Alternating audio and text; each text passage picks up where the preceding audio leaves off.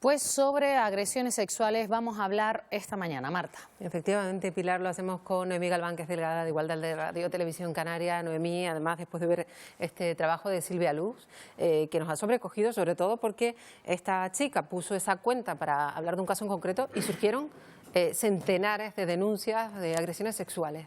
Sí, al final, buenos días Marta, no deja de ser una especie de Me Too canario, ¿no? Al final estamos hablando de una violencia sexual que se ha normalizado, que las propias mujeres lo hemos interiorizado como algo que era normal y que de hecho sigue sin denunciarse. Es una de las violencias de género menos denunciadas, precisamente porque se pone habitualmente el foco en las víctimas. Ellas tienen además el temor a no ser creídas y siempre la prueba de carga parece que está en las víctimas, ¿no?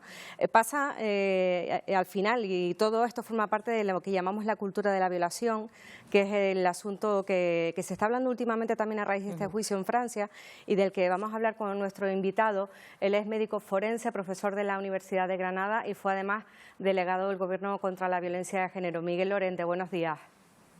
Hola, buenos días, ¿qué tal?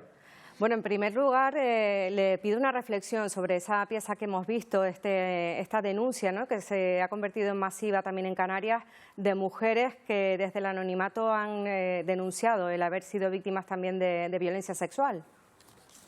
Pues me parece una iniciativa muy oportuna, necesaria, porque lo que hay alrededor de la violencia sexual no solo es un importante, grandísimo desconocimiento, sino una negación en activo. Es decir, cuando hay conocimiento se cuestiona a la víctima, como se ha apuntado, y se cuestiona la realidad social que da lugar a que esa situación de violencia sexual se produzca. Estamos hablando de que en la Unión Europea el 13% de las mujeres ha sufrido violencia sexual, el 7% dentro de la propia relación de pareja, con lo cual estamos hablando de cifras muy significativas, muy importantes, que son producidas por hombres. Es decir, que no son accidentes, no son caídas por una escalera, son conductas llevadas a cabo por hombres y que siempre, como se ha apuntado, se está cuestionando lo que la víctima hace o deja de hacer. Esa construcción es lo que lleva a que solo el 8% de la violencia sexual se denuncie, con lo cual el 92% no solo es desconocido, sino que queda impune y, por lo tanto, facilita desde esa impunidad que siga produciéndose. Este juicio que se está celebrando en Francia, recordamos, Miguel, es un caso de sumisión química, una violación durante décadas a una mujer bajo sumisión química organizada por su marido, en el que han participado, se calcula que al menos unos 90 hombres, unos 51 son los que están sentándose en el banquillo. Ha reabierto todo este debate sobre la cultura de la violación, Marta, sobre la complicidad entre hombres para cometer este delito, y también ha generado polémica porque ha habido una experta que ha hablado de que todos los hombres son potenciales violadores y contrasta con esa etiqueta que vemos mucho en redes sociales, en not all men, no todos los hombres, y quería un poco una reflexión suya a cuenta de esto, ¿no? Pues sí, yo creo que está muy clara. Es decir, cuando alguien dice que cualquier hombre puede ser premio Nobel, nadie se siente ofendido, ni atacado, ni cuestionado, ni lleva el argumento a que la probabilidad de que eso ocurra es muy baja. Cuando hablamos de potencialidad en una conducta como es la violación, lo que se está destacando es que la construcción social y cultural, esa cultura de la violación, facilita que tanto en el plano individual, lo que es nuestra construcción de la masculinidad, que nos permite darle significado e interpretar las circunstancias para plantearlo de manera favorable a lo que son nuestros deseos, nuestras inquietudes, nuestra voluntad, pues está presente. Entonces, cuando un hombre dice, la mujer dice no, pero quiere decir sí, cuando un hombre dice esta mujer está provocando, esta quiere marcha, estas no son horas para una mujer, estos no son sitios para una mujer, lo que estamos haciendo individualmente es interpretando una serie de circunstancias para ponerlas a favor de nuestra decisión, que es llevar a cabo esa conducta de naturaleza sexual con la mujer. Y luego hay otro componente, la potencialidad, que es el cultural, ¿no?, que es la cultura machista, la cultura androcéntrica, que es la que genera toda una serie de estereotipos, de mitos, no solo para que el hombre se vea reforzado, sino para culpabilizar a la mujer, bien por su conducta, por su actitud, por cualquier elemento, para de alguna manera justificar, minimizar la decisión que ha tomado el hombre. Esa potencialidad forma parte de la construcción cultural, tanto en el plano individual, a través de la masculinidad, como en el plano social. Por lo tanto, existe. Y otra cosa es que los hombres la lleven a cabo o no, porque la cultura no impone, la cultura crea circunstancias que facilitan determinadas decisiones y acciones, pero no obliga a nadie a participar en ellas. Que hablamos en España de que la cultura facilita las corridas de toros. No quiere decir que todas las personas de nuestra cultura española le gusten las corridas de toros ni vayan a los toros, pero evidentemente cualquiera de ellas tiene la posibilidad de hacerlo porque se crean las circunstancias.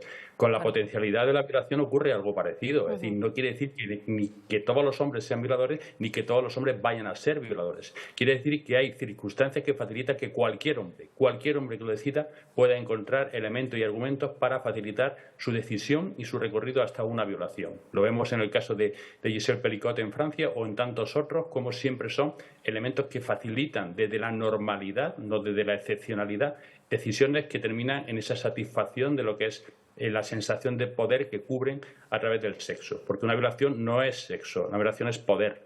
Y lo que hacen es satisfacer necesidades de poder a través del sexo. No buscan satisfacción de elementos relacionados con la sexualidad, puesto que la mayoría de los violadores tienen relaciones sexuales con sus parejas, con otras mujeres de manera totalmente consentida. Lo que buscan en una violación es poder, no sexo. Bueno, quería preguntarle también a Miguel Lorente sobre el hecho de que en este caso terrible de Francia, que nos está sobrecogiendo estos días, haya involucrados desde veinteañeros hasta jubilados y que luego haya existido esa intimidad entre ellos, intimidad en tanto en cuanto lo compartían como cualquier otra actividad que pudieran realizar. Sí, es muy típico de la fratría, de esa, digamos, identidad que compartimos, porque sabemos que estamos utilizando esos elementos comunes para llevar a cabo la conducta. Es una especie de autoprotección a través de la participación y del conocimiento del resto. No se hace a escondidas, sino se hace ante los ojos de los demás, porque primero te reconocen como uno de los suyos, y eso es muy importante para quien se mueve dentro de determinados grupos, sea profesionales, sea deportivos, sea de violencia y agresión, pero hay un reconocimiento de que tú eres de los nuestros y por lo tanto tienes ahí una especie de estatus, un estatus sobre la hombría, la masculinidad, y luego una especie de protección ante el resto. Es decir, demuestran que son conscientes de que lo que están haciendo es un delito, es un crimen, y nos lo dan a conocer más allá de los ámbitos reducidos para evitar las consecuencias que supone la actitud o la conducta delictiva. Pero lo hemos visto con la violación de la manada, ¿no? Cómo se comentan en redes sociales y en otras violaciones grupales, cómo comentan entre sus redes lo que han hecho, incluso poniendo imagen, porque es una manera de refuerzo interno y de reconocimiento de elementos vinculados a la masculinidad, como puede ser la hombría, la virilidad, la determinación, el valor, todo ese tipo de factores que al final te hacen ser más hombre que aquellos que no participan en todo ese tipo de comportamientos. Miguel, nos queda apenas un minuto para terminar, pero sí me gustaría hacer una reflexión sobre el tratamiento de los medios en este caso, ¿no?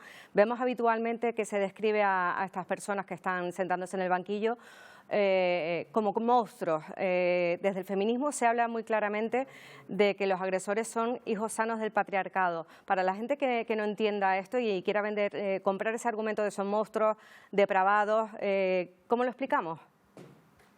Pues negándolo y cuestionando a quien llame monstruo a aquel hombre que decide desde la normalidad y la conciencia desarrollar una conducta con todas las medidas de precaución para evitar sus consecuencias en contra de la libertad sexual de una mujer.